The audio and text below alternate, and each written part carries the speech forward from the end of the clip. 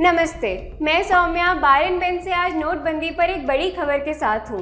भारत के सर्वोच्च न्यायालय ने आज 2016 में 1000 और 500 रुपए की करेंसी नोटों के विमुद्रीकरण के सरकार के फैसले को चुनौती देने वाली याचिकाओं के एक बैच को खारिज कर दिया है।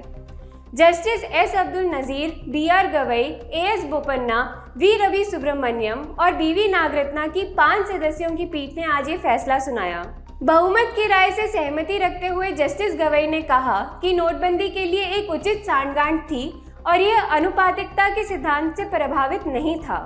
उन्होंने यह भी कहा कि RBI के पास नोटबंदी लाने की स्वतंत्र शक्ति नहीं है और यह अधिसूचना वैध है और अनुपातिकता के परीक्षण को संतुष्ट करती है।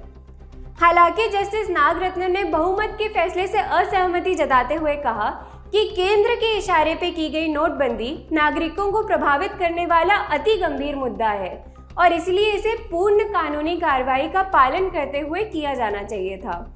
उन्होंने यह भी कहा कि नोटबंदी के फैसले में RBI द्वारा स्वतंत्र रूप से निर्णय लेने की क्षमता का इस्तेमाल नहीं किया गया था। याचिकाकर्ताओं ने अपनी चुनौती के लिए कई व्यापक आधार उठाए, जिसमें से प्रथम आधार था कि भारतीय रिजर्व बैंक अधिनियम की धारा 26(2) के तहत सरकार को दी गई शक्ति कुछ मूल्य वर्ग को कानूनी निविदा घोषित नहीं कर सकती, क्योंकि ऐसा करना अनुपातिकता के सिद्धांत का उल्लंघन होगा।